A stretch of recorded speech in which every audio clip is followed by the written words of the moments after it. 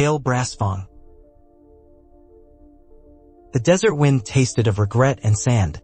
Not a good combination, even for a man encased in living metal.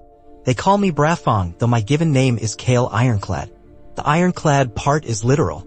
This armor, it's not made of metal, not exactly. It is the metal, grown from relics older than memory, infused with the breath of forgotten gods. Or, as my grandmother, a woman who haggled with jinn for a living, would say, grown from spite and polished with trouble. I was tracking a shimmer, a heat mirage that wasn't. Something wrong.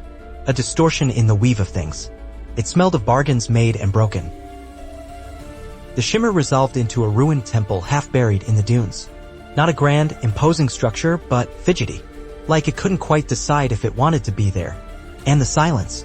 It wasn't the absence of sound, but the holding back of it. I touched the stone, and a vision flooded my mind. A merchant, sleek and oily, offering a deal to a desperate king. Power for a price. A small price, he'd said. A forgotten promise. A shifted boundary. That's how these things always start. I've seen enough of it to know. My armor hummed a low thrum of warning. Inside, the temple wasn't empty. A figure, draped in silks and shadows, was rearranging stones on a crumbling altar. He didn't seem surprised to see me. "Ah, Brassfang," he said, his voice like oil slipping over glass. "I've been expecting you, or someone like you. Always a hero to spoil the fun." He introduced himself as Lysander, a collector of favors. He wasn't offering power, not directly. He offered opportunities, the chance to correct past wrongs, to rewrite destinies. All he needed were a few adjustments. A loosened thread here, a shifted stone there. He called it harmonizing the weave. I called it meddling. Dangerous, divine meddling.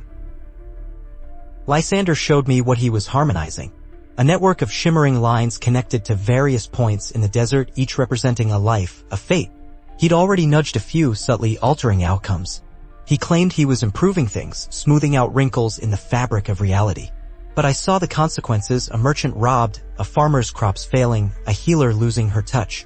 Small things, individually. But together, they formed a pattern of escalating chaos. He saw my disapproval. "You misunderstand," he said, a flicker of annoyance in his eyes. "Sometimes a little disruption is necessary for greater balance." I told him to stop. He laughed. A brittle, unpleasant sound. He wasn't a warrior, not exactly. But he had power woven into the very structure of the temple. The stones began to shift, the air crackled with energy. He offered me a choice: join him and help perfect the weave, or become another loose thread. I didn't bother with a response. My armor responded for me. The metal flowed, reshaping itself into a weapon, a shield, a cage. It wasn't a glorious battle, not in the traditional sense. It was a slow, meticulous unraveling of his power, a counterweave of steel and will.